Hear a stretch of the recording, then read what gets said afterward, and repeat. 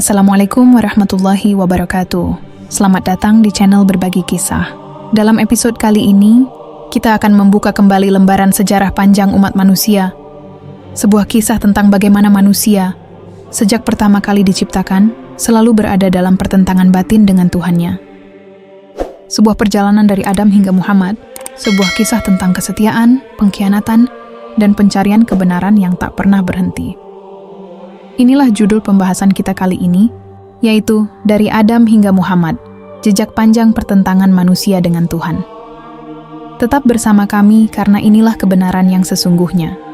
Bismillah, mari kita mulai ceritanya.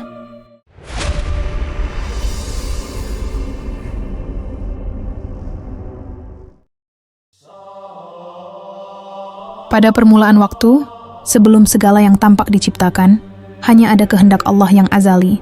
Di saat itu, langit belum terbentang, bumi belum berputar, dan waktu belum berjalan.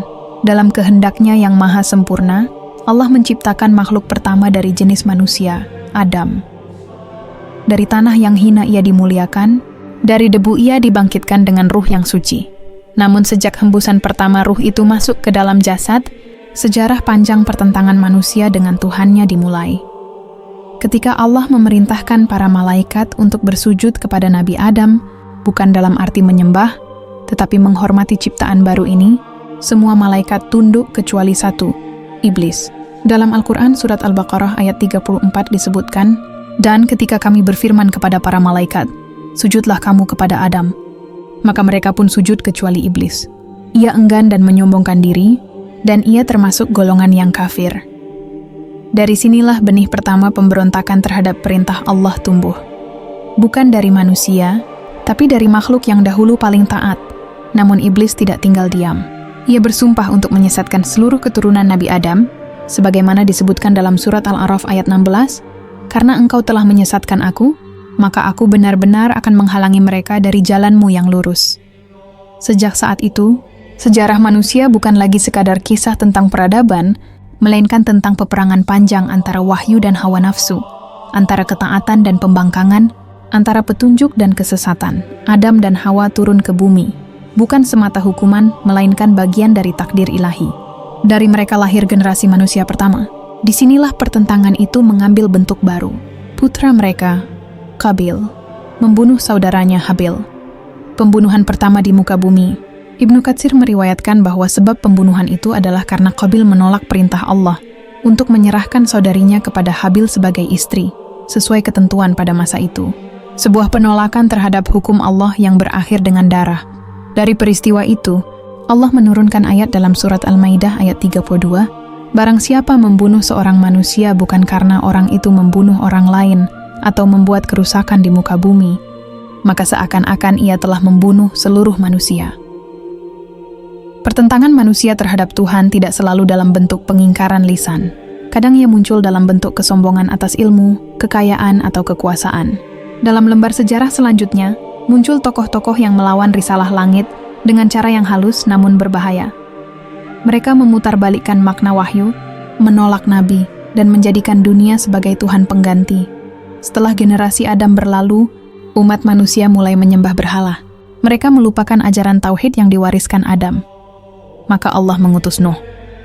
Selama 950 tahun, sebagaimana disebut dalam surat Al-Ankabut ayat 14, Nuh menyeru kaumnya agar kembali kepada Allah, tetapi hanya segelintir yang beriman. Ibnu Katsir dalam Al-Bidayah wan Nihayah mencatat bahwa mereka menolak karena menganggap Nuh hanyalah manusia biasa. Mereka berkata, "Kami tidak melihat kamu melainkan seperti kami juga." Hud 27. Dari sinilah muncul bentuk penolakan baru terhadap Tuhan. Bukan karena tidak percaya, tapi karena merasa lebih tahu dari utusannya. Bahtera Nabi Nuh menjadi simbol bahwa kebenaran selalu terselamatkan, meski dunia menolak. Namun setelah banjir besar, ketika bumi kembali sunyi dan keturunan Nabi Nuh menyebar, manusia lagi-lagi melupakan janji. Mereka mendirikan menara tinggi di Babilonia, bukan untuk menyembah Allah, tetapi untuk menantangnya.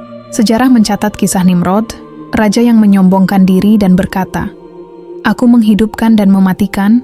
Al-Baqarah 258. Maka Allah datangkan seorang nabi, Ibrahim, untuk membongkar kesombongan itu. Ibrahim tidak hanya menentang berhala batu, tetapi juga berhala ide dan sistem. Ia dihukum bakar hidup-hidup, tetapi Allah berfirman, "Hai api, jadilah dingin dan keselamatan bagi Ibrahim." Al-Anbiya 69. Dari Ibrahim, lahirlah dua jalur besar umat manusia, jalur Ishak yang melahirkan Bani Israel, dan jalur Ismail yang kelak melahirkan Nabi Muhammad. Dua garis keturunan yang akan beriring, bertemu, dan berlawanan sepanjang sejarah. Namun sebelum itu, kisah pertentangan dengan Tuhan berlanjut di tangan Bani Israel. Mereka menyaksikan mukjizat demi mukjizat dari Nabi Musa. Laut terbelah, tongkat menjadi ular, manna dan salwa turun dari langit, tetapi mereka tetap membangkang. Al-Quran Surat Al-Baqarah ayat 61 mengabadikan keluhan mereka.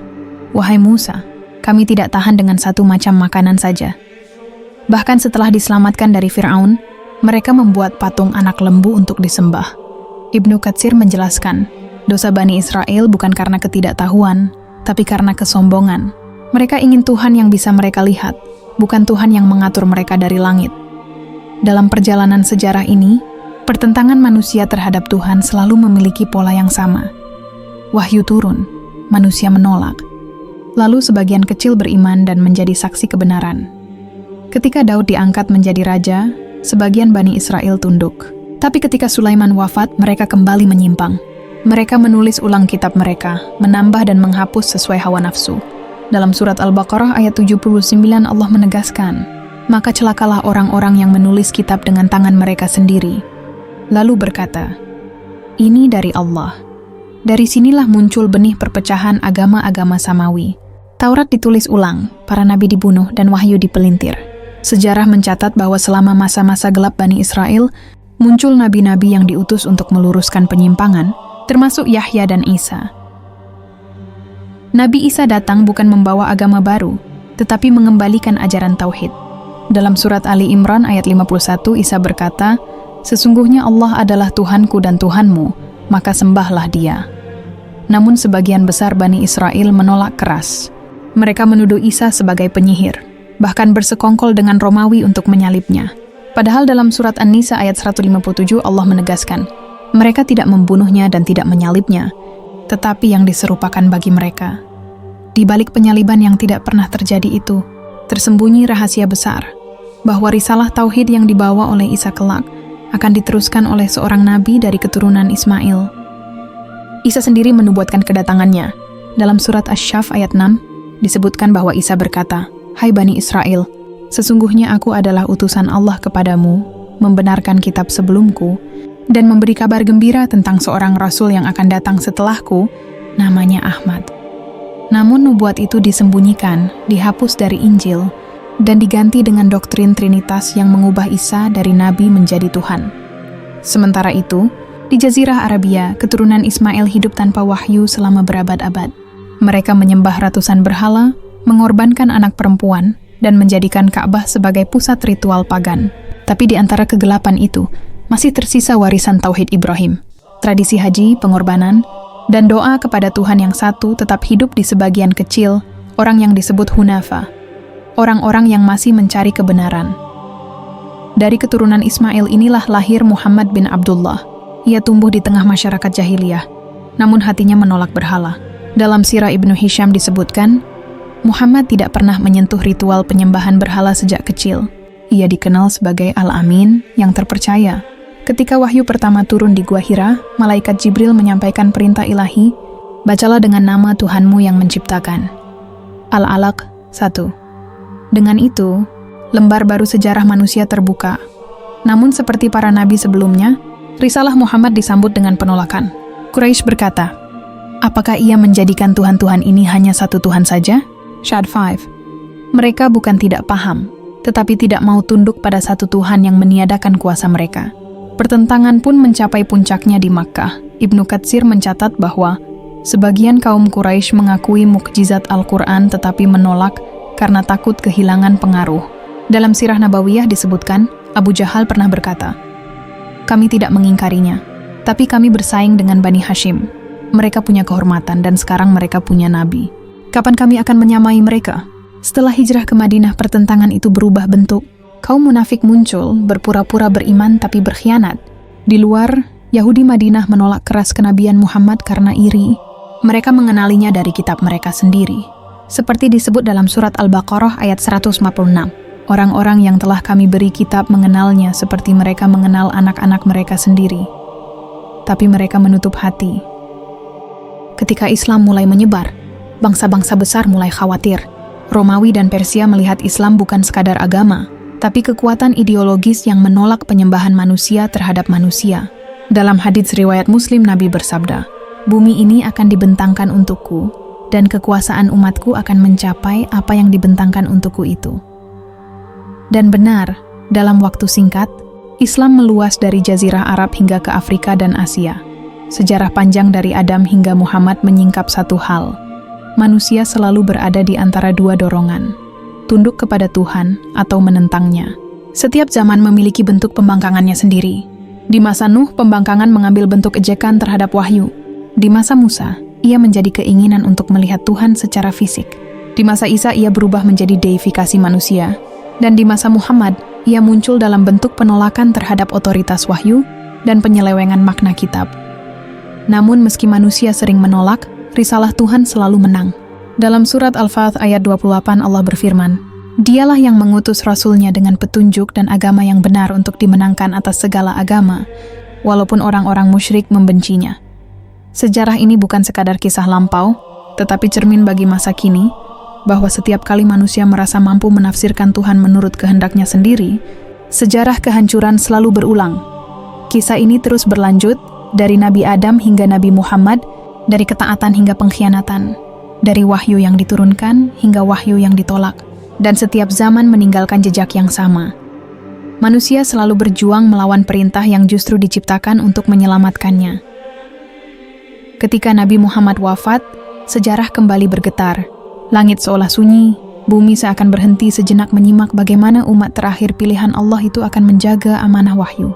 Dalam hadits riwayat Bukhari, disebutkan bahwa ketika kabar wafatnya Rasulullah sampai ke telinga Umar bin Khattab, beliau menolak mempercayainya. Yang Umar berkata, "Barang siapa mengatakan Muhammad telah wafat, aku akan tebas lehernya." Namun Abu Bakar datang, membacakan firman Allah dalam surat Ali Imran ayat 144, "Muhammad hanyalah seorang rasul. Sungguh telah berlalu sebelum dia rasul-rasul.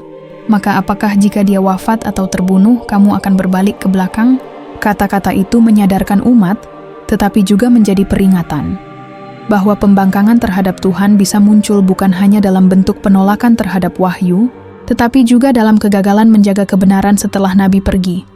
Setelah wafatnya Nabi Muhammad, pertentangan antara manusia dengan Tuhan beralih bentuk menjadi ujian ketaatan terhadap warisan risalah.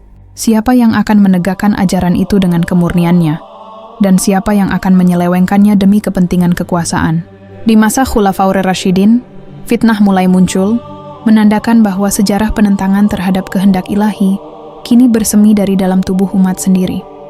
Ketika Abu Bakar diangkat menjadi khalifah, sebagian kabilah Arab menolak membayar zakat. Mereka berkata, "Kami masih bersyahadat, tapi zakat hanya untuk Rasulullah." Abu Bakar tegas menjawab, sebagaimana diriwayatkan dalam Sahih Muslim, yang "Demi Allah, aku akan memerangi siapapun yang membedakan antara salat dan zakat, karena zakat adalah hak yang diwajibkan oleh Allah." Dalam keputusan itu, tampak satu pola lama yang berulang. Manusia menerima sebagian perintah Allah, tetapi menolak sebagian lainnya. Dari masa ke masa, bentuk pembangkangan itu hanya berubah rupa, tapi tidak pernah hilang. Ketika Umar bin Khattab memimpin, Islam berkembang luas. Persia, Syam, dan Mesir ditaklukkan. Tapi Umar selalu mengingatkan pasukannya, "Janganlah kalian menjadi kaum yang menang karena dunia, tapi kalah di sisi Allah." Dalam kitab Al-Bidayah wan Nihayah, Ibnu Katsir mencatat peringatan Umar yang menakutkan. Kita adalah umat yang dimuliakan oleh Allah dengan Islam. Jika kita mencari kemuliaan dengan selainnya, Allah akan hinakan kita. Namun setelah Umar wafat, tanda-tanda itu mulai tampak. Dunia yang dulu ditinggalkan kini dicari. Kekuasaan yang dulu dihindari kini diperebutkan. Di masa Utsman bin Affan, Al-Quran dibukukan menjadi satu mushaf tunggal, sebuah keputusan besar yang menyelamatkan wahyu dari penyimpangan. Tapi di saat yang sama, fitnah politik mulai membara. Hasutan dan kebencian menjerat sebagian umat hingga menuduh khalifah yang lembut itu zalim. Fitnah itu berakhir tragis. Utsman terbunuh di rumahnya, sedang ia berpuasa, dan mushaf Al-Quran di hadapannya terbuka pada surat Al-Baqarah ayat 137, maka Allah akan mencukupimu terhadap mereka, dan Dia Maha mendengar lagi, Maha mengetahui. Darah Utsman menjadi saksi bahwa pertentangan terhadap perintah Allah bisa berawal dari lidah, lalu berubah menjadi pedang. Setelahnya, Ali bin Abi Thalib diangkat menjadi khalifah. Di masa beliau, umat Islam mengalami perang saudara pertama, Perang Jamal, Perang Siffin, dan munculnya kelompok Khawarij. Kelompok-kelompok ini semuanya mengaku memperjuangkan agama, tetapi menafsirkan perintah Allah dengan hawa nafsu mereka sendiri. Mereka mengutip ayat-ayat Al-Quran tetapi memenggal maknanya. Nabi Muhammad telah memperingatkan mereka dalam hadits riwayat Bukhari. Akan muncul suatu kaum yang membaca Al-Quran, tetapi tidak melewati tenggorokannya. Mereka keluar dari agama seperti anak panah yang melesat dari busurnya. Dan benar, sejarah mencatat bagaimana Khawarij menumpahkan darah sesama muslim atas nama kesucian. Dari tragedi itu, lahir perpecahan besar antara Sunni dan Syiah. Sebagian mengikuti jalan para sahabat yang lurus, sebagian lagi menuhankan keturunan Nabi. Dalam tafsir Al-Qurtubi disebutkan, kelebihan Ahlul Bait adalah hak mereka, tetapi mengangkat manusia ke derajat ketuhanan adalah kesesatan. Pertentangan ini bukan lagi antara wahyu dan kafir, melainkan antara wahyu dan tafsir yang disesatkan. Manusia mulai menempatkan kehendaknya sejajar dengan kehendak Tuhan. Abad demi abad berlalu, umat Islam menyebar ke berbagai negeri. Dinasti berganti, kota-kota besar berdiri, dan ilmu pengetahuan berkembang. Tapi di balik itu, arus pembangkangan spiritual terus berjalan diam-diam. Di masa Umayyah, sebagian penguasa menggunakan agama untuk melanggengkan kekuasaan. Di masa Abbasiyah, sebagian ilmuwan menolak hadis-hadis syahih dengan dalih rasionalitas. Ibnu Taimiyah dalam Majmu' Fatawa menulis, banyak orang mengira mereka membela agama dengan akal, padahal mereka justru menentang wahyu dengan akal yang rusak. Kisah pertentangan manusia dengan Tuhan kini berwujud baru, menolak otoritas wahyu dengan tafsir manusia. Namun setiap kali kegelapan menjulang, Allah selalu mengutus pembaharu. Di masa-masa itu lahir para ulama besar, Imam Abu Hanifah, Malik bin Anas, Syafi'i, dan Ahmad bin Hanbal. Mereka berjuang menjaga kemurnian ajaran Islam di tengah tekanan penguasa dan gelombang pemikiran menyimpang. Ahmad bin Hanbal dipenjara karena menolak ajaran Mu'tazilah yang mengatakan Al-Quran adalah makhluk. Dalam riwayat Bukhari beliau berkata, antara aku dan mereka ada Al-Quran. Barang siapa menyalahi Al-Quran, maka dialah yang sesat. Ketekunan para ulama ini menjadi benteng terakhir antara wahyu dan kesesatan intelektual. Namun sejarah manusia selalu berulang. Setelah masa keemasan datang masa kejatuhan. Perpecahan politik, perebutan tahta, dan cinta dunia kembali menjerat umat. Ibnu Katsir menulis bahwa menjelang runtuhnya Baghdad, masyarakat Islam lebih sibuk memperdebatkan hal-hal kecil daripada membangun kekuatan iman dan ilmu. Ketika pasukan Mongol datang, mereka tidak hanya menghancurkan kota, tetapi juga menghancurkan rasa takut manusia kepada Allah.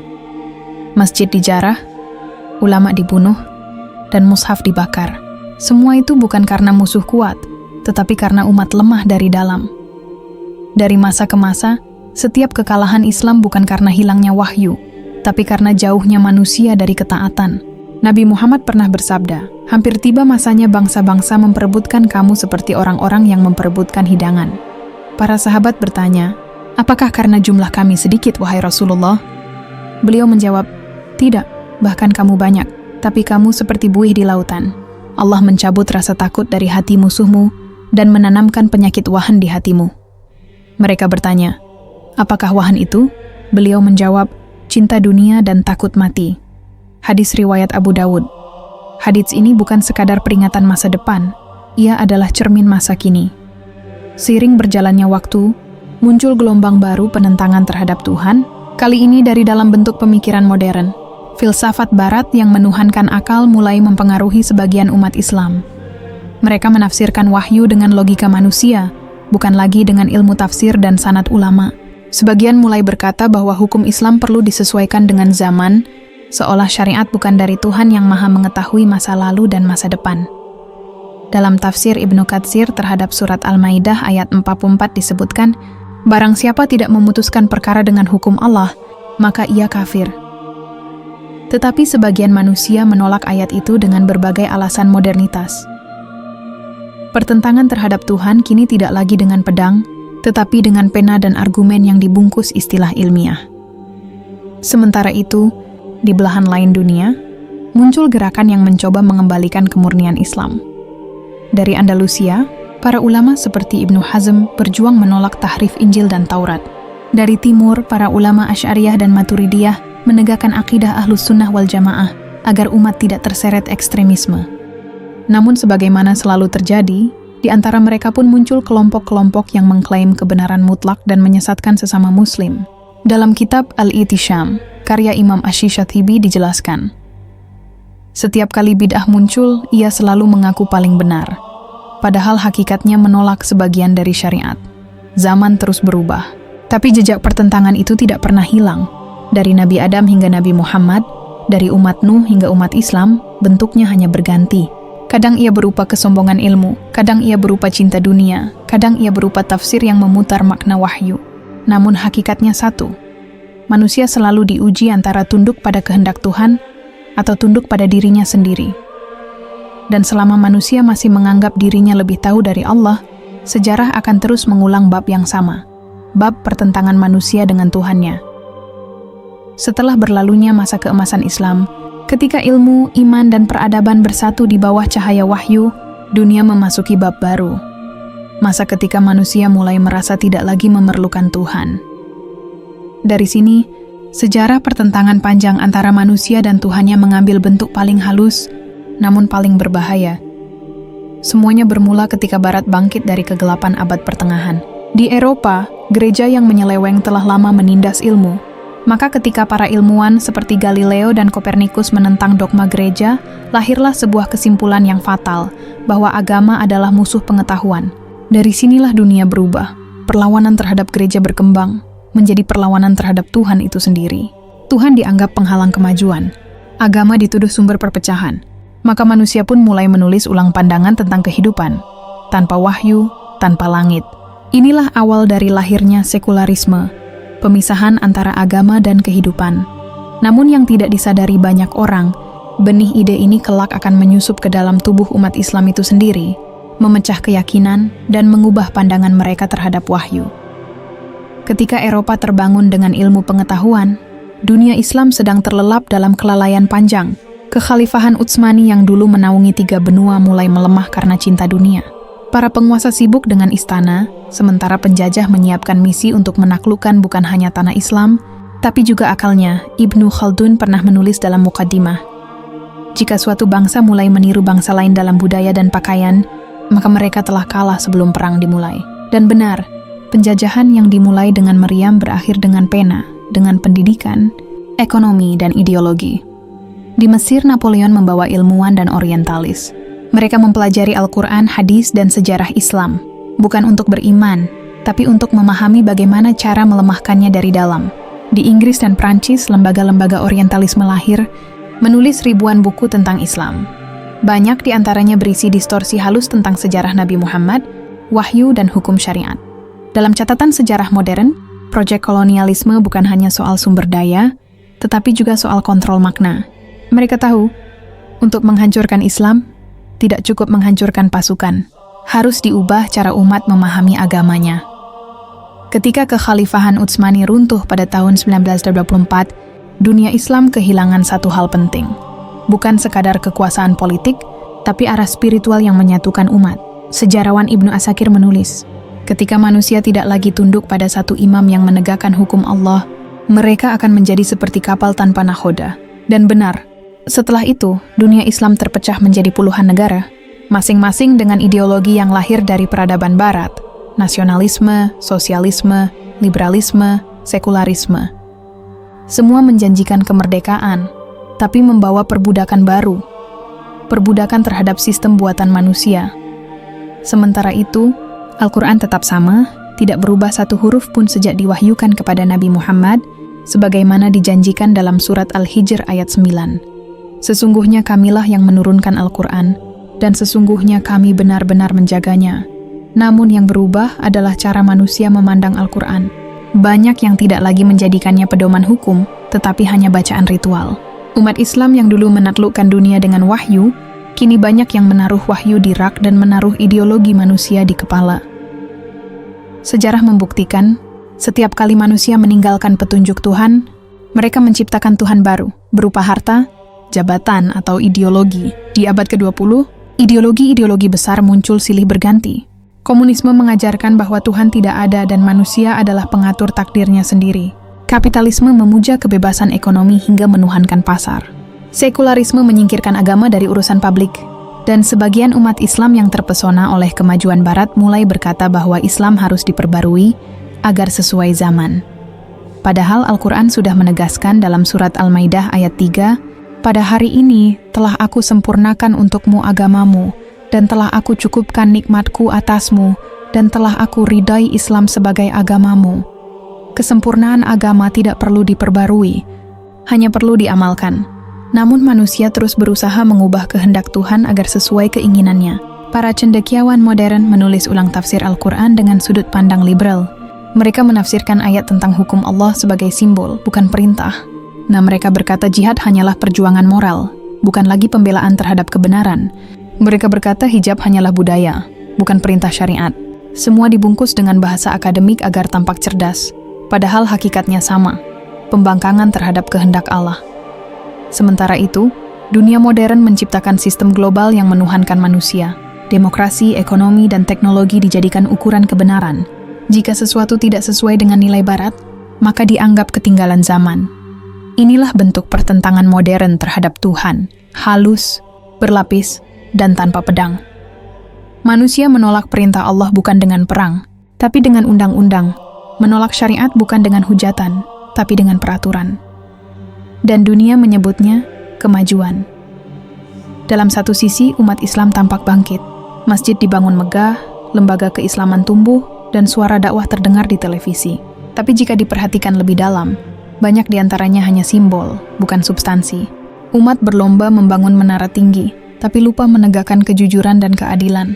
Rasulullah pernah bersabda dalam riwayat Tirmidzi, "Akan datang suatu masa di mana umatku banyak, tetapi mereka seperti buih di lautan." Inilah masa itu. Masa ketika Islam diucapkan di lisan, tapi tidak hidup di hati. Namun di tengah kegelapan itu, cahaya selalu ada. Di berbagai belahan dunia, muncul generasi yang kembali mempelajari Al-Quran dan Sunnah dengan semangat Ahlus Sunnah wal Jamaah. Mereka menggali kembali sejarah Nabi Adam hingga Nabi Muhammad, mencari benang merah dari setiap zaman, bahwa pembangkangan selalu membawa kehancuran dan ketaatan selalu membawa keselamatan. Para ulama besar kontemporer seperti Syekh Albani, Bin Baz, dan Syekh Utsaimin mengingatkan bahwa kebangkitan Islam tidak dimulai dari politik, tetapi dari tauhid, sebab inti dari setiap risalah Nabi hanyalah satu. Sembahlah Allah dan jauhilah taghut. An-Nahl 36. Namun perjuangan ini tidak mudah. Dunia modern menciptakan ribuan bentuk tagut baru, bukan hanya patung, tapi sistem, media, dan gaya hidup yang memalingkan manusia dari Allah. Televisi, internet, dan teknologi menjadi alat yang mempengaruhi hati lebih cepat daripada pedang. Ide, gambar, dan kata menjadi senjata baru dalam perang melawan wahyu. Seperti iblis yang dahulu menggoda Nabi Adam bukan dengan kekerasan, tetapi dengan bujuk rayu, dunia modern menggoda manusia dengan kenyamanan dan kesenangan semu. Disinilah sejarah menjadi lingkaran yang sempurna. Dari Nabi Adam hingga Nabi Muhammad, dari zaman batu hingga era digital, manusia tetap sama, mencari kebebasan yang justru menjeratnya. Ketika Nabi Adam memakan buah terlarang, itu bukan karena ia tidak mengenal Tuhan, tapi karena ia tergoda oleh janji kekekalan, janji yang sama yang terus diulang iblis di setiap zaman. Kini janji itu datang dalam bentuk baru. Keabadian lewat teknologi, kemuliaan lewat kekayaan, dan ketenangan lewat kenikmatan dunia. Padahal semua itu hanyalah versi modern dari tipu daya lama. Jika dulu manusia menolak wahyu dengan pedang, kini mereka menolak dengan pemikiran. Jika dulu mereka menghina Nabi di pasar, kini mereka melakukannya lewat layar dan buku. Namun sebagaimana janji Allah, kebenaran tidak akan padam. Dalam surat Asy-Syaff ayat 8 disebutkan, mereka hendak memadamkan cahaya Allah dengan mulut mereka, tetapi Allah tetap menyempurnakan cahayanya, walaupun orang-orang kafir membencinya. Hari ini, Dunia Islam berada di persimpangan yang sama seperti umat-umat terdahulu. Di satu sisi ada yang tetap berpegang pada wahyu dan sunnah. Di sisi lain, ada yang mulai menafsirkan Islam menurut hawa nafsu dan standar modernitas. Pertentangan manusia terhadap Tuhan kini tidak lagi terjadi di medan perang, tapi di dalam hati, di ruang pikir, dan di antara pilihan hidup sehari-hari. Apakah manusia akan tunduk pada aturan Tuhan atau menciptakan aturan sendiri? Sejarah selalu berulang. Kaum Nuh menolak karena merasa lebih pintar, kaum Musa menolak karena ingin bukti visual, kaum Isa menolak karena ingin Tuhan berbentuk manusia, dan sebagian umat Nabi Muhammad menolak karena ingin Islam yang ringan tanpa kewajiban. Semuanya sama. Mereka ingin Tuhan yang sesuai keinginan mereka, bukan keinginan Tuhan yang mengatur mereka. Namun bagi mereka yang membaca sejarah dengan iman, semua ini bukan sekadar catatan masa lalu. Ini adalah peringatan, karena pertentangan manusia dengan Tuhan tidak pernah berhenti, ia hanya berganti wajah. Dan selama manusia masih menolak tunduk sepenuhnya kepada Allah, sejarah ini akan terus menulis bab berikutnya. Bab di mana manusia mengira telah memegang kendali, padahal sesungguhnya sedang berjalan menuju kehancuran yang sama seperti kaum sebelumnya. Setelah dunia memasuki abad ke-21, kecepatan perubahan tak lagi bisa dibendung. Perkembangan teknologi, komunikasi, dan kecerdasan buatan membuat manusia merasa semakin berkuasa. Mereka bisa menciptakan dunia maya, meniru kehidupan, bahkan memanipulasi gen dan cuaca. Manusia modern mulai berbicara seolah-olah mereka telah mencapai derajat Tuhan. Dalam seminar, dalam film, dan dalam buku-buku filsafat baru, terdengar kalimat yang menggetarkan. Kita sedang memasuki era di mana manusia menjadi Tuhan bagi dirinya sendiri. Mereka menyebutnya transhumanisme, sebuah ide yang ingin melebur batas antara manusia dan mesin, menggantikan keterbatasan tubuh dengan kekuatan buatan. Namun di balik ambisi itu, sesungguhnya terpantul satu hal, keinginan lama yang pernah membisik di taman surga kepada Nabi Adam. Kamu tidak akan mati, dan kamu akan menjadi seperti malaikat, kekal. Skenario lama itu kini hidup kembali, hanya berganti bentuk menjadi sains. Dunia modern berlari tanpa arah wahyu. Kebenaran kini diukur oleh data, bukan oleh hati. Keadilan ditentukan oleh suara terbanyak, bukan oleh hukum Tuhan. Dan di tengah hiruk-pikuk itu, agama dianggap penghalang kemajuan. Mereka berbicara tentang kebebasan, tapi menolak aturan yang datang dari langit. Mereka membicarakan cinta, tapi menolak maknanya yang suci. Mereka mengaku beriman, tapi memisahkan iman dari kehidupan. Inilah wajah baru perlawanan terhadap Allah. Tidak lagi melalui kekerasan atau penyembahan berhala, tapi melalui pemikiran dan sistem yang menjauhkan manusia dari fitrahnya. Para ulama besar di masa ini telah mengingatkan tanda-tanda yang sedang terjadi. Dalam kitab Asyratus Sa'ah karya Yusuf Al-Wabil, disebutkan bahwa tanda-tanda kecil kiamat semakin tampak ketika manusia meninggikan bangunan, wanita berpakaian tapi telanjang, dan amanah dianggap permainan. Rasulullah telah bersabda dalam hadis sahih riwayat Muslim, di antara tanda-tanda kiamat adalah ilmu diangkat, kebodohan merajalela, zina dan minum khamar meluas. Semua itu kini menjadi realitas sehari-hari. Ilmu tidak lagi membawa iman, tetapi menjadi alat memperdebatkan Tuhan. Pengetahuan yang seharusnya menuntun kepada kebenaran, malah dijadikan pembenaran untuk maksiat. Sementara itu, dunia politik global mulai memperlihatkan sesuatu yang lebih besar, lahirnya sistem tunggal yang mengatur seluruh aspek kehidupan manusia, mata uang digital, pemerintahan global, sensor informasi, dan pengawasan total atas perilaku manusia. Semua itu tampak seperti kemajuan teknologi, tapi bagi mereka yang membaca Al-Quran dan hadis, tanda-tandanya terasa familiar. Rasulullah telah memberi isyarat dalam hadis yang diriwayatkan oleh Ahmad dan Hakim. Akan datang suatu masa ketika fitnah bagaikan malam yang gelap gulita, pagi seseorang beriman dan sore ia menjadi kafir, karena ia menjual agamanya dengan sedikit keuntungan dunia. Dan kini, manusia menjual keimanannya bukan hanya untuk uang, tapi juga untuk ketenaran, pengakuan, dan kebebasan palsu. Dalam dunia yang semakin kecil karena teknologi, batas antara kebenaran dan kebatilan menjadi kabur. Ide-ide pluralisme agama, relativisme moral, dan persamaan tanpa batas mulai mengikis konsep tauhid. Mereka berkata, semua agama sama, semua jalan menuju Tuhan setara. Padahal Al-Quran menegaskan dalam surat Ali Imran ayat 19. Sesungguhnya agama yang diridai di sisi Allah hanyalah Islam. Namun ayat ini kini dianggap eksklusif dan tidak toleran oleh banyak pemikir modern. Manusia sekali lagi mencoba menulis ulang kehendak Tuhan, mengganti wahyu dengan opini. Dan di tengah arus global itu, muncul upaya besar yang seolah kecil tapi sangat dalam, penghapusan identitas Islam dari akar sejarahnya. Banyak lembaga internasional berusaha menafsirkan ulang sejarah para nabi. Mereka berkata bahwa Nabi Adam, Nabi Nuh, Nabi Ibrahim, Nabi Musa, dan Nabi Isa bukanlah utusan Tuhan dalam makna wahyu, melainkan tokoh moral, simbol etika universal. Ini bukan sekadar kesalahan sejarah, tapi bentuk penghapusan wahyu secara perlahan, menggantikan kenabian dengan narasi humanistik yang tak lagi menyebut nama Allah sebagai pusat. Lembaga penelitian di Barat banyak mengklaim bahwa wahyu hanyalah refleksi budaya Timur Tengah kuno. Bahkan sebagian menulis bahwa Nabi Muhammad hanyalah reformis sosial, bukan pembawa risalah langit. Padahal bukti sejarah dan literatur Islam menunjukkan sebaliknya.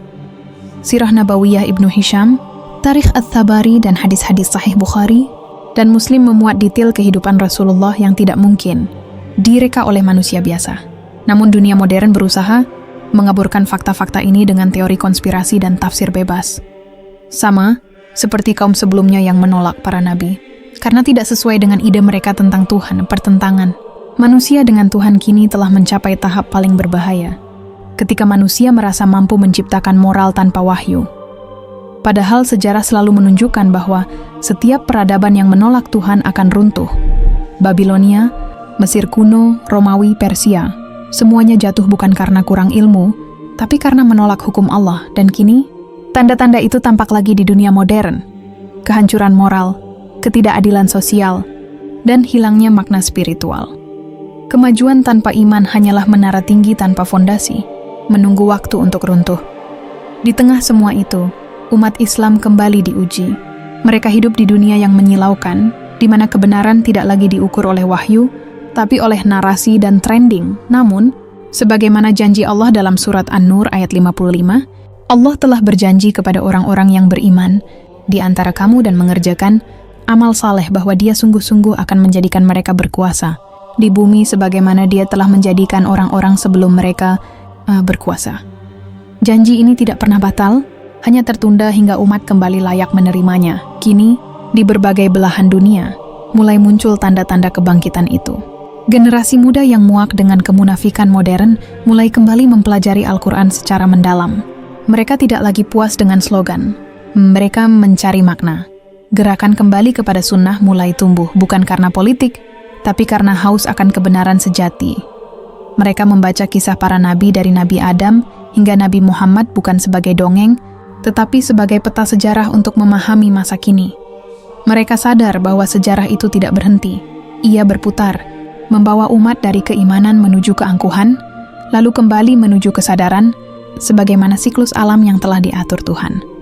Sementara itu, sebagian besar manusia masih sibuk memperdebatkan hal-hal kecil, terlena oleh dunia digital yang menggantikan realitas, padahal di balik layar yang menyala di tangan mereka, sedang bekerja sistem yang perlahan membentuk dunia tunggal tanpa agama. Sebuah dunia di mana moral ditentukan oleh algoritma dan dosa bisa dihapus dengan fitur edit. Dan tanpa disadari, manusia sedang menciptakan dunia baru yang tanpa Tuhan. Dunia yang kelak akan menjadi panggung bagi munculnya satu tokoh besar yang disebut dalam banyak hadis, Al-Masih Ad-Dajjal. Namun jangan dulu, karena kisah itu belum tiba. Sebelum sampai pada masa itu, akan ada lapisan sejarah lain yang perlu dibuka, tentang bagaimana sistem dunia, lembaga keuangan, media, dan ideologi global kini bekerja serempak dalam bayangan satu tujuan, menghapus garis antara manusia dan Tuhan, agar manusia percaya bahwa mereka bisa menjadi Tuhan. Dunia hari ini bergerak seperti catur yang dijalankan oleh tangan-tangan tak terlihat. Di balik layar politik, ekonomi, dan teknologi, ada sistem besar yang terus membentuk pola pikir manusia. Sebuah sistem yang tidak lahir dalam semalam, tetapi merupakan hasil dari perlawanan panjang manusia terhadap hukum Tuhan. Sistem ini tidak lagi menentang agama secara terang-terangan, melainkan menenggelamkannya perlahan di bawah nama kemajuan, sains dan kewitetan. Jika kita menelusuri ke belakang, Sejarah modern yang kita kenal sekarang berakar pada perubahan besar yang dimulai sejak abad ke-18. Ketika Eropa menggulingkan kekuasaan gereja dalam apa yang disebut pencerahan. Mereka memutus hubungan antara iman dan sains, antara wahyu dan hukum.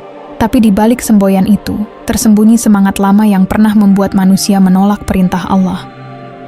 Kaum intelektual yang lahir dari Revolusi Prancis, dari Francis Bacon hingga Voltaire, tidak sekadar menolak otoritas gereja. Mereka ingin menghapus gagasan tentang Tuhan yang mengatur manusia. Dan dari sinilah lahir peradaban modern yang membentuk dunia kita sekarang. Dunia tanpa pusat spiritual, hanya dikelola oleh logika dan kepentingan. Perubahan ini kemudian merambat ke seluruh dunia melalui kolonialisme. Bangsa-bangsa Eropa membawa bukan hanya senjata, tetapi ide bahwa hukum Tuhan tidak layak memimpin masyarakat. Dan di dunia Islam, pengaruh itu datang perlahan tapi pasti. Setelah kekhalifahan Utsmaniyah runtuh pada tahun 1924, dunia Islam kehilangan pusat kekuasaan tunggal. Tanpa satu pemimpin, umat menjadi terpecah. Sementara itu, sistem dunia yang baru, yang berbasis pada ekonomi dan politik global, mulai menggantikan hukum Allah dengan hukum buatan manusia. Dalam laporan-laporan sejarah modern, banyak disebutkan bahwa perpecahan ini bukan kebetulan.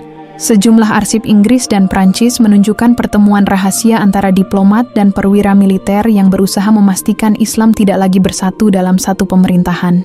Perjanjian Sykes-Picot tahun 1916 membagi dunia Arab menjadi wilayah kecil yang mudah dikendalikan. Dan di setiap wilayah itu, ditanamkan sistem pendidikan dan hukum yang jauh dari syariat Islam. Ini adalah awal dari masa baru, masa di mana umat Islam diperintah oleh ideologi yang bukan milik mereka. Tapi tidak berhenti di situ. Sistem ekonomi global yang lahir setelah Perang Dunia Kedua melahirkan lembaga-lembaga keuangan yang mengendalikan hampir seluruh peredaran uang dunia. International Monetary Fund dan World Bank berdiri bukan sekadar untuk membantu pembangunan, tapi juga untuk memastikan setiap negara tunduk pada pola ekonomi tertentu, riba. Padahal dalam Al-Quran Surat Al-Baqarah ayat 278 dan 279, Allah telah memperingatkan dengan keras, "Hai orang-orang yang beriman, bertakwalah kepada Allah dan tinggalkan sisa riba jika kamu beriman. Jika kamu tidak melakukannya, maka ketahuilah bahwa Allah dan Rasul-Nya akan memerangimu." Namun dunia modern menjadikan riba sebagai fondasi peradaban. Nah, dengan kata lain, sistem yang sekarang mengatur dunia adalah sistem yang secara terang menantang hukum Allah. Di sisi lain, dunia informasi menjadi medan baru pertempuran. Jika di masa lalu kekuasaan dipegang oleh para raja dan militer, maka di abad ini, kekuasaan dipegang oleh mereka yang mengendalikan persepsi. Media massa dan teknologi digital membentuk opini global, menentukan apa yang disebut kebenaran, dan disitulah muncul wajah baru dari fitnah terbesar. Ketika kebohongan dapat disebarkan seolah-olah itu fakta, dan kebenaran tampak seperti ekstremisme, film, berita, dan algoritma media sosial tidak lagi sekadar hiburan. Mereka adalah alat kontrol kesadaran. Nilai-nilai yang bertentangan dengan Islam diulang terus-menerus hingga menjadi normal. Aurat dijadikan budaya, zina dibungkus sebagai cinta, syariat dicap sebagai kekerasan, jihad dituduh terorisme. Mereka tidak memerangi Islam dengan pedang, tapi dengan cerita. Dan cerita itu ditulis oleh mereka yang tidak mengenal Tuhan. Di dalam hadis sahih riwayat Ahmad, Rasulullah bersabda, "Akan datang kepada manusia tahun-tahun penuh tipu daya. Orang yang jujur dianggap pendusta, pendusta dianggap jujur, yang amanah dianggap khianat, dan yang khianat dianggap amanah." Hadis itu kini terasa hidup. Dunia modern telah sampai di tahap di mana kebenaran tergantung pada siapa yang menguasai kamera dan jaringan. Kebohongan bisa tampak suci, dan kebenaran bisa tampak berbahaya. Namun, fitnah terbesar dari semuanya bukan hanya kebohongan. Informasi nas melainkan ide besar, yang sedang disiapkan untuk menggantikan konsep agama secara total. Para ilmuwan sosial dan pemikir sekuler kini berbicara tentang agama baru manusia, sebuah ide yang mereka sebut global spirituality, spiritualitas global tanpa syariat, tanpa kitab, tanpa nabi. Disinilah nubuat-nubuat tentang masa fitnah besar mulai terasa semakin dekat. Dalam hadis riwayat Muslim, Rasulullah bersabda, "Tidak akan terjadi kiamat hingga 30 pendusta besar muncul, masing-masing mengaku bahwa dia adalah utusan Allah. Dan para pendusta itu kini tidak lagi memakai jubah atau tongkat mukjizat. Mereka muncul dalam bentuk pemimpin dunia, filsuf, dan ilmuwan yang berkata bahwa manusia bisa mencapai keselamatan tanpa wahyu. Jika ditelusuri lebih dalam, konsep ini sebenarnya telah dirancang lama. Pada pertengahan abad ke-20, sejumlah think tank di Amerika dan Eropa membentuk agenda yang mereka sebut New World Order, tatanan dunia baru. Slogan itu terdengar seperti visi politik, tetapi inti sebenarnya adalah menghapus batas antara agama dan pemerintahan, lalu menggantinya dengan nilai universal yang bisa diterima semua bangsa. Terdengar indah, tetapi pada hakikatnya, ia adalah upaya menyingkirkan hukum Tuhan, agar manusia hanya tunduk pada hukum buatan. Para ulama aswaja seperti Syekh Abul Hasan, Ali An-Nadwi telah memperingatkan dalam bukunya Mazakhasir al-Alam bi Inhithat al-Muslimin, bahwa ketika dunia kehilangan kepemimpinan Islam, ia akan dikuasai oleh kekuatan materialistik yang tidak mengenal rahmat. Dan kini, dunia itu telah terbentuk di depan mata kita. Sistem global modern ini bukan lagi teori. Kita melihatnya dalam ekonomi yang seragam, dalam kebijakan digital yang terpusat, dalam sensor yang menyingkirkan pandangan keagamaan, dan dalam munculnya teknologi identitas tunggal yang mengendalikan akses manusia terhadap dunia maya dan dunia nyata. Semuanya mengarah pada satu titik, kontrol total. Dan jika kita membaca hadis-hadis sahih tentang fitnah Dajjal, pola ini sangat mirip. Rasulullah bersabda dalam riwayat Muslim, "Tidak ada fitnah yang lebih besar dari fitnah Dajjal sejak Allah menciptakan Adam hingga hari kiamat. Tidak ada nabi pun kecuali telah memperingatkan umatnya tentangnya." Fitnah Dajjal bukan sekadar kemunculan satu manusia bermata satu, tapi sistem yang mempersiapkan dunia untuk menyambutnya. Dunia yang menolak hukum Allah dan menggantinya dengan sistem manusia. Kini, setiap elemen kehidupan modern sudah menjadi bagian dari sistem itu. Mata uang yang tak bernilai tanpa izin bank, global, berita yang dikendalikan oleh algoritma yang bisa menyingkirkan apapun yang dianggap tidak sesuai narasi. Bahkan, konsep kebaikan dan kejahatan kini diukur oleh aturan buatan manusia. Inilah dunia yang sedang menyiapkan panggung bagi kemunculan Dajjal, bukan melalui kekerasan, tapi melalui ketertipuan global. Namun, sejarah tidak pernah berakhir dengan kegelapan. Rasulullah telah mengabarkan bahwa setelah masa fitnah terbesar, akan datang masa kemenangan bagi orang-orang beriman. Sebuah kebangkitan yang akan dipimpin oleh seorang keturunan dari beliau, Al-Mahdi. Dan sebelum dunia benar-benar gelap, akan muncul cahaya dari arah timur. Para ulama besar menafsirkan bahwa sebelum Dajjal datang, akan ada gelombang kebangkitan iman yang tak bisa dibendung. Mereka tidak tahu dari mana tepatnya ia akan bermula. Tapi tanda-tandanya sudah terlihat. Lahirnya generasi muda Islam yang kembali mencintai Al-Quran, mencintai Rasulullah, dan menolak tunduk pada sistem dunia tanpa Tuhan. Di tengah kekacauan global yang kian memuncak, dunia mulai kehilangan arah. Perang, krisis ekonomi, bencana alam, dan kekacauan sosial seolah datang bertubi-tubi tanpa jeda. Tidak ada lagi tempat aman, tidak ada sistem yang benar-benar stabil. Semua yang dahulu dianggap kokoh mulai runtuh satu persatu. Para penguasa kehilangan kepercayaan rakyatnya, sementara rakyat kehilangan harapan terhadap dunia yang mereka bangun sendiri. Dalam situasi seperti ini, sejarah kembali menulis dirinya. Sebagaimana setiap kali manusia mencapai puncak kesombongan, maka Allah menurunkan ujian besar untuk menundukkannya. Dalam banyak riwayat sahih, Rasulullah telah menggambarkan masa ini secara detail. Beliau bersabda dalam hadis riwayat Abu Dawud dan Ibnu Majah, "Akan muncul di akhir zaman seorang lelaki dari keturunanku, namanya seperti namaku, dan nama ayahnya seperti nama ayahku. Ia akan memenuhi bumi dengan keadilan sebagaimana sebelumnya dipenuhi dengan kezaliman." Dialah Imam Al-Mahdi, sosok yang akan memimpin umat Islam di masa kegelapan global. Kemunculannya bukan hasil politik, bukan karena kekuatan militer, melainkan karena takdir dan rahmat Allah kepada umat yang tersisa dalam fitnah besar. Para ulama menjelaskan bahwa sebelum Imam Mahdi muncul, dunia Islam akan berada dalam kondisi paling lemah. Negeri-negeri Islam terpecah, pemimpin-pemimpinnya sibuk memperjuangkan kekuasaan, sementara musuh-musuh Islam bekerja dalam satu sistem yang teratur. Fitnah besar melanda, dan manusia hidup di antara kebingungan dan keputusasaan.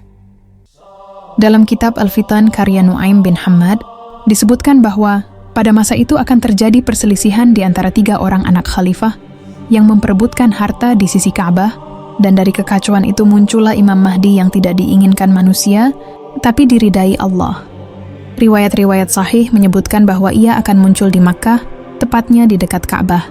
Orang-orang beriman yang mengenalnya akan membayatnya antara Hajar Aswad dan Makam Ibrahim di saat dunia tidak lagi memiliki arah. Namun, pada saat itu pula, kekuatan besar dari utara akan bergerak ke arah Makkah untuk memerangi mereka. Rasulullah bersabda dalam hadis riwayat Muslim, akan dikirim suatu pasukan untuk memerangi seseorang yang berlindung di Ka'bah, maka ketika mereka berada di tanah lapang antara Makkah dan Madinah, bumi menelan mereka. Itulah tanda pasti bahwa Imam Mahdi benar-benar telah muncul, karena pasukan itu binasa tanpa peperangan. Setelah peristiwa itu, Imam Mahdi akan memimpin umat Islam menuju masa yang belum pernah terjadi sejak zaman awal Islam. Ia akan menegakkan keadilan, membebaskan negeri-negeri yang tertindas, dan mengembalikan hukum Allah di bumi. Namun masa kedamaian itu tidak lama, karena di baliknya, ada fitnah terbesar yang telah disiapkan sejak lama, kemunculan Al-Masih Ad-Dajjal. Dajjal bukan sekadar sosok manusia bermata satu yang luar biasa kuat. Ia adalah simbol dan puncak dari seluruh sistem penentangan terhadap Tuhan yang telah dibangun sejak masa Nabi Adam. Ia akan muncul di tengah kekacauan global, membawa janji keselamatan palsu. Dalam hadis sahih riwayat Muslim dan Ahmad, Rasulullah bersabda, tidak ada fitnah yang lebih besar sejak diciptakannya Adam hingga hari kiamat selain fitnah Dajjal. Dajjal akan datang dengan kekuatan luar biasa. Ia akan membawa apa yang tampak seperti surga dan neraka. Padahal surga darinya adalah neraka Allah, dan neraka darinya adalah surga Allah. Ia akan mengaku sebagai Tuhan, menghidupkan orang mati dengan tipu daya, dan memberi rezeki bagi yang tunduk padanya. Bumi akan menuruti perintahnya, langit menurunkan hujan, dan manusia yang lemah iman akan mengikutinya. Para ulama aswaja seperti Imam An-Nawawi menjelaskan bahwa fitnah Dajjal adalah ujian iman terbesar. Ia menguji bukan dengan kekuatan, tetapi dengan persepsi. Manusia akan percaya padanya karena bukti yang mereka lihat dengan mata, bukan karena kebenaran yang mereka imani dalam hati. Sebuah konsep yang mirip dengan dunia modern saat ini, di mana manusia lebih percaya pada apa yang tampak di layar daripada kebenaran wahyu. Itulah sebabnya Rasulullah berpesan agar umat Islam menghafal 10 ayat pertama surat Al-Kahfi, karena di dalamnya terdapat pelindung dari fitnah Dajjal. Al-Kahfi adalah kisah tentang iman di tengah sistem penindasan, tentang manusia yang memilih berlindung dalam gua daripada tunduk pada kekuasaan yang menolak Tuhan. Fitnah Dajjal akan berlangsung lama dan menakutkan. Dalam hadis sahih riwayat Muslim, disebutkan bahwa hari pertama dari masa Dajjal akan seperti setahun, hari kedua seperti sebulan, hari ketiga seperti sepekan, dan hari-hari setelahnya seperti hari biasa. Selama itu, ia akan berkeliling ke seluruh penjuru bumi, kecuali Makkah dan Madinah, karena malaikat menjaganya. Dan ketika fitnah itu mencapai puncaknya, di saat umat Islam dipimpin oleh Imam Mahdi dan terkepung di Syam, wilayah sekitar Damaskus, maka akan turun sosok yang telah dijanjikan dalam semua kitab suci, sejak masa para nabi, Nabi Isa alaihissalam. Turunnya Nabi Isa bukan simbol spiritual, tapi peristiwa nyata yang disebutkan dalam Al-Quran dan hadis-hadis sahih. Dalam surat An-Nisa ayat 159, Allah berfirman, tidak ada seorang pun dari ahli kitab kecuali akan beriman kepadanya, Isa, sebelum kematiannya, dan di hari kiamat nanti Isa akan menjadi saksi atas mereka.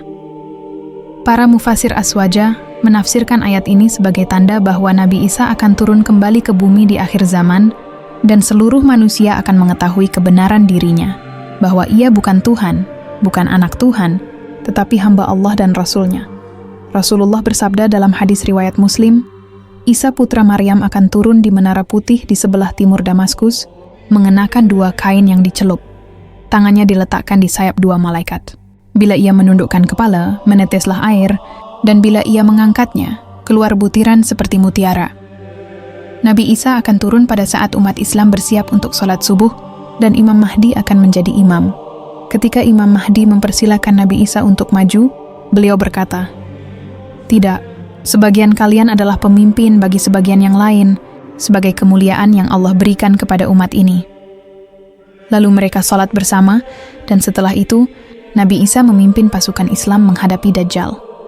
Pertempuran itu bukan sekadar perang fisik, Tapi pertarungan antara iman dan tipuan, Dajjal akan berlari ketika melihat Nabi Isa, karena ia tahu tidak ada kekuatan yang bisa mengalahkannya. Rasulullah bersabda dalam hadis riwayat Muslim, Isa akan membunuh Dajjal di pintu gerbang Lud, dekat Tel Aviv saat ini. Ketika Dajjal mati, sistem yang dibangunnya selama ribuan tahun akan runtuh seketika. Dunia akan kembali ditundukkan kepada hukum Allah, bukan sistem manusia. Setelah itu masa damai akan datang. Nabi Isa akan memimpin dunia bersama Imam Mahdi. Seluruh agama palsu akan sirna, salib akan dihancurkan, babi akan dibunuh, dan jizyah, pajak non-muslim, akan dihapus karena semua manusia akan beriman kepada Allah dengan satu agama, Islam. Rasulullah bersabda dalam riwayat Ahmad, akan ada masa damai di zaman Isa bin Maryam. Tidak ada permusuhan, tidak ada kebencian, dan bumi mengeluarkan keberkahannya hingga seekor ular, bermain dengan anak kecil tanpa mencederainya. Inilah masa yang disebut oleh sebagian ulama sebagai zaman emas akhir zaman. Namun masa itu juga tidak kekal. Setelah masa damai berlangsung bertahun-tahun, manusia akan kembali lupa, dan dunia sekali lagi akan perlahan menjauh dari ketaatan. Lalu Allah akan mengutus angin lembut dari arah Syam yang mencabut nyawa setiap orang beriman, hingga hanya yang buruk yang tersisa. Mereka inilah yang kelak akan menyaksikan tanda terakhir. Terbitnya matahari dari barat, keluarnya Ya'juj dan Ma'juj, dan akhirnya kehancuran bumi secara total. Kisah panjang ini, dari Nabi Adam hingga Nabi Muhammad, dari awal penciptaan hingga akhir zaman, bukan sekadar rangkaian sejarah. Ia adalah cermin dari perjalanan manusia, dari ketaatan menuju kesombongan, dari kejatuhan menuju kebangkitan, dan dari fitnah menuju kemenangan iman. Namun lembar sejarah ini belum selesai, karena setiap generasi, termasuk generasi kita, sedang menulis bagiannya sendiri dalam kisah panjang pertentangan manusia dengan Tuhan. Setelah Dajjal dibunuh dan sistem kezaliman global runtuh, bumi seakan bernafas lega. Hukum Allah kembali ditegakkan, kedamaian menyelimuti bumi, keadilan merata, dan manusia hidup dalam keberkahan yang belum pernah mereka rasakan. Dalam riwayat sahih disebutkan bahwa seekor domba akan berjalan bersama serigala tanpa diserang, dan anak-anak bermain dengan ular tanpa takut. Tidak ada lagi peperangan, tidak ada kebohongan, tidak ada kedustaan. Namun, sebagaimana semua fase dalam sejarah manusia, masa itu juga tidak abadi. Setelah kedamaian yang panjang, akan muncul tanda besar berikutnya yang disebut oleh Al-Quran dan hadis-hadis sahih. Ya'juj dan Ma'juj, dua bangsa besar yang sejak zaman Nabi Dzulkarnain telah dikurung di balik dinding besi raksasa di antara dua gunung. Allah berfirman dalam surat Al-Kahfi ayat 94, Wahai Dzulkarnain, sesungguhnya Ya'juj dan Ma'juj adalah orang-orang yang membuat kerusakan di bumi. Maka dapatkah kami memberikan imbalan kepadamu, agar engkau membuat dinding antara kami dan mereka? Dzulkarnain lalu membangun dinding dari besi dan tembaga cair, dan dinding itu tetap kokoh selama ribuan tahun, menahan mereka di balik pegunungan utara dunia. Tetapi Allah menegaskan dalam ayat berikutnya, Al-Kahfi ayat 98, apabila janji Tuhanku telah datang, Dia akan menjadikannya hancur luluh. Dan janji itu tiba di masa Nabi Isa alaihissalam. Dalam hadis sahih riwayat Muslim, Rasulullah bersabda, Allah akan mewahyukan kepada Isa, sungguh aku telah mengeluarkan hamba-hambaku yang tidak ada seorang pun mampu melawan mereka, maka bawalah hamba-hambaku ke Bukit Tur. Sebab aku akan mengirim Ya'juj dan Ma'juj. Mereka keluar dengan jumlah yang sangat besar. Tidak ada satu lembah pun, tidak ada satu gunung pun, kecuali dipenuhi oleh mereka. Mereka minum seluruh air danau Tiberias, Galilea, hingga kering, dan berkata dengan sombong, kita telah mengalahkan penghuni bumi, sekarang kita akan mengalahkan penghuni langit. Mereka mengangkat senjata mereka ke langit, lalu Allah menurunkan semacam darah yang membuat mereka mengira telah membunuh penduduk langit. Fitnah terbesar dalam sejarah kembali terjadi. Nabi Isa dan para pengikutnya bersembunyi di Bukit Tur, Sinai. Tidak ada satu kekuatan pun yang bisa menghadapi Ya'juj dan Ma'juj. Mereka menyebar seperti banjir, menghancurkan segala sesuatu yang mereka lalui. Manusia tidak sanggup menahan mereka, dan bumi berubah menjadi tempat ketakutan. Akhirnya, Nabi Isa bersama para pengikutnya berdoa memohon pertolongan Allah, dan Allah mengabulkannya. Dalam riwayat sahih disebutkan bahwa Allah mengirim sejenis ulat di leher mereka pada malam hari, dan di pagi harinya semuanya mati serentak seperti daun-daun yang rontok. Tidak ada satupun yang tersisa hidup. Namun bumi kemudian dipenuhi bangkai mereka, dan baunya begitu busuk hingga manusia hampir tidak bisa bernafas. Maka Nabi Isa dan para pengikutnya kembali berdoa, dan Allah mengirimkan burung-burung besar seperti unta yang membawa jasad mereka ke tempat yang dikehendaki Allah. Lalu Allah menurunkan hujan lebat yang membersihkan bumi hingga mengembalikannya seakan-akan baru. Setelah itu bumi kembali damai. Nabi Isa kembali memerintah dengan keadilan dan kedamaian. Manusia hidup makmur. Bahkan satu buah delima cukup untuk memberi makan sekelompok orang, dan seekor sapi memberikan susu sebanyak yang cukup untuk satu kampung. Namun, meski kedamaian itu kembali datang, waktu bumi sudah tidak lama lagi. Dalam hadis sahih riwayat Muslim, disebutkan bahwa Nabi Isa akan hidup di bumi selama 40 tahun setelah turun, yang akan menikah, memiliki keturunan, dan akhirnya wafat. Jenazahnya akan dimakamkan di Madinah, di samping makam Nabi Muhammad. Dan setelah wafatnya Nabi Isa, babak baru dimulai. Tidak lama setelah itu, Allah mengirim angin lembut dari arah Syam yang mencabut nyawa setiap orang beriman.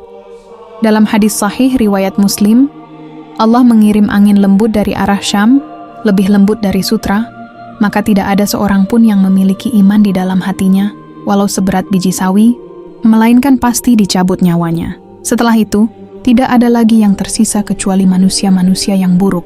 Mereka hidup tanpa mengenal Allah, tanpa mengenal kebenaran, tanpa mengenal syariat.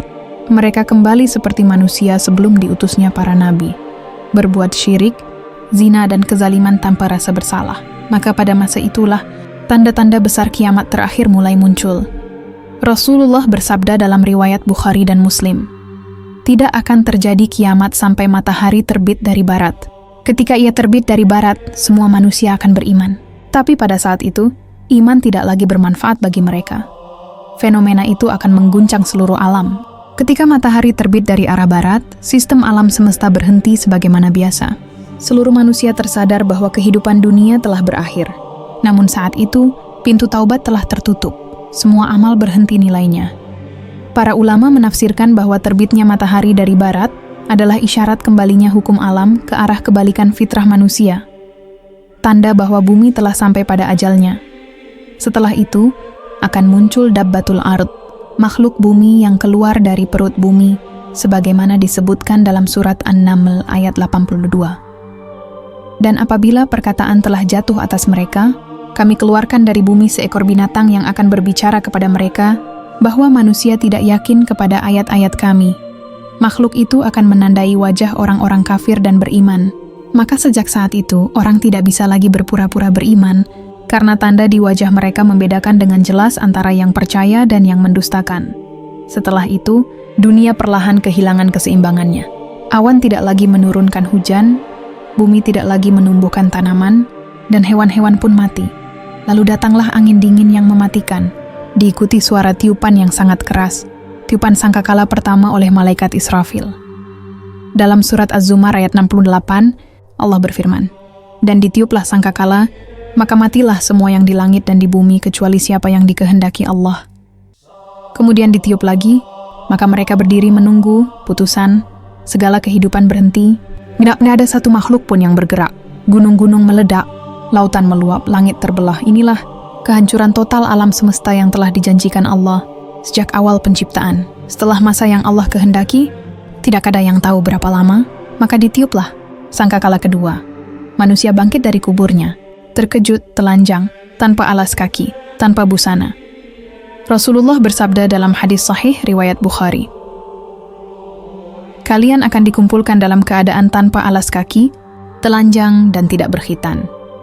Manusia akan berdiri di padang mahsyar, menunggu hisab mereka dimulai. Matahari didekatkan sejauh 1 mil, panasnya membuat manusia tenggelam dalam keringat sesuai amalnya. Disinilah akhirnya segala perjalanan manusia dari Nabi Adam hingga Nabi Muhammad. Dari masa para nabi hingga masa akhir zaman, menemukan titik penyelesaian. Mereka yang taat akan menemukan janji yang dijanjikan Allah dalam surat As-Sajdah ayat 17. Tidak seorang pun mengetahui apa yang disembunyikan bagi mereka, yaitu berbagai nikmat yang menyenangkan pandangan mata, sebagai balasan bagi apa yang telah mereka kerjakan. Sedangkan mereka yang menentang, yang mengikuti jejak iblis, Dajjal, dan para penentang kebenaran sejak zaman awal, akan menerima balasan yang setimpal. Maka sejarah pun menutup dirinya.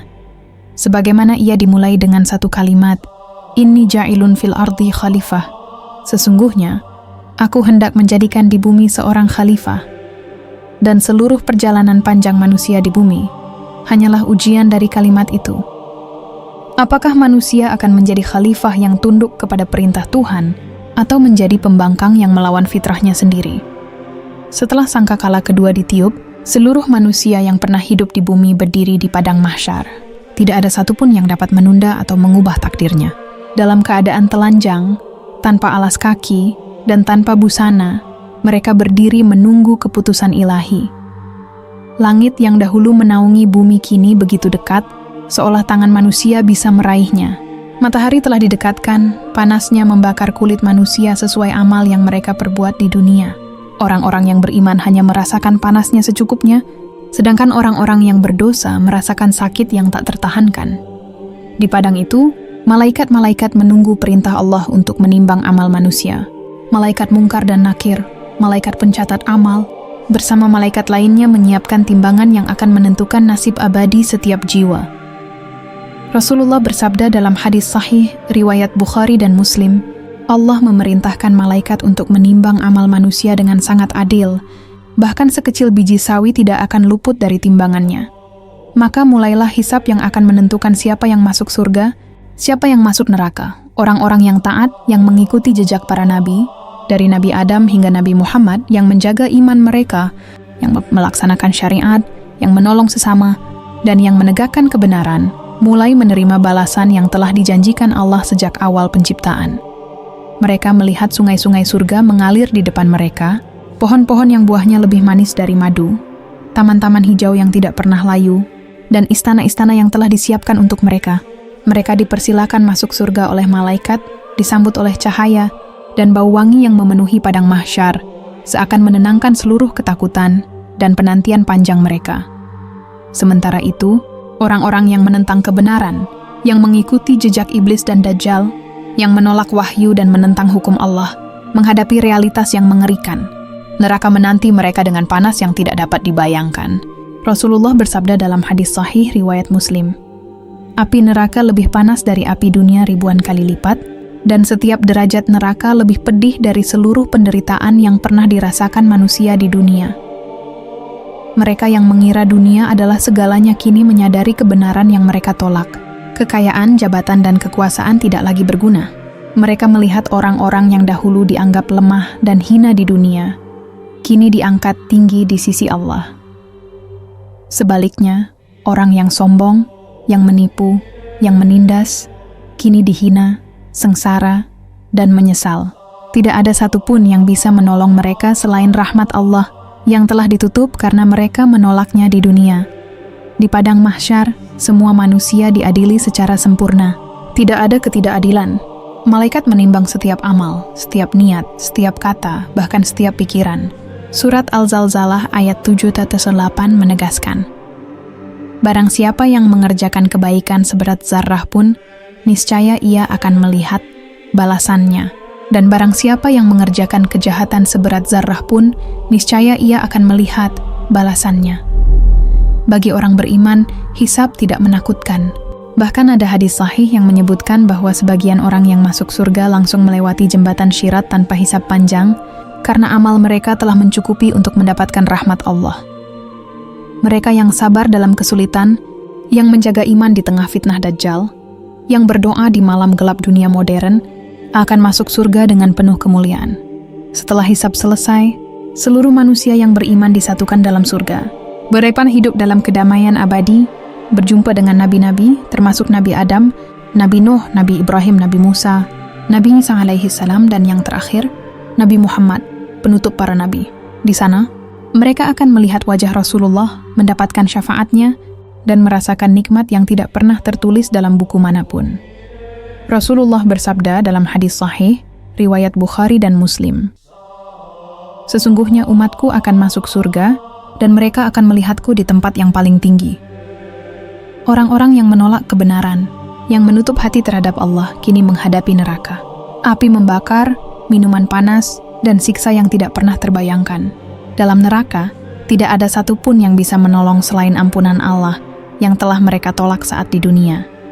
Mereka akan menyesal, menjerit, dan memohon untuk kembali ke dunia. Tapi pintu taubat telah tertutup, waktu telah habis, dan keadilan ilahi menegakkan hukumnya. Sejarah manusia pun mencapai titik akhir. Dari Nabi Adam yang menerima wahyu pertama di surga, hingga Nabi Muhammad, penutup para nabi, yang menegakkan Islam di muka bumi, seluruh perjalanan manusia adalah ujian panjang. Apakah manusia akan tunduk kepada Tuhan dan mengikuti wahyu, ataukah akan menempuh jalan kesombongan dan tipu daya? Segala peristiwa besar dari munculnya Dajjal, turunnya Nabi Isa, keluarnya Ya'juj dan Ma'juj, hingga sangkakala yang membangkitkan manusia dari kubur, adalah bukti sejarah bahwa Allah Maha Adil, Maha Kuasa, dan tidak pernah membiarkan penentangannya berlangsung tanpa balasan. Disinilah seluruh rahasia sejarah manusia terbuka. Pertentangan manusia dengan Tuhan adalah siklus panjang yang dimulai dari surga, berulang di dunia, dan berakhir di padang mahsyar.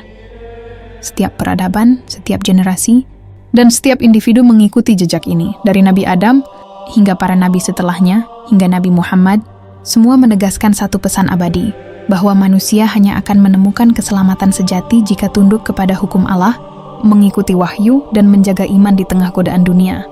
Dan dengan itu, lembar sejarah manusia di dunia tertutup. Tapi pelajaran dari lembar itu tetap hidup. Iman, ketaatan, kesabaran, dan kejujuran adalah kunci menghadapi fitnah dunia. Sejarah panjang ini bukan sekadar catatan masa lalu, tapi panduan bagi setiap manusia agar tidak tersesat seperti mereka yang mendustakan para nabi dan menolak Tuhan.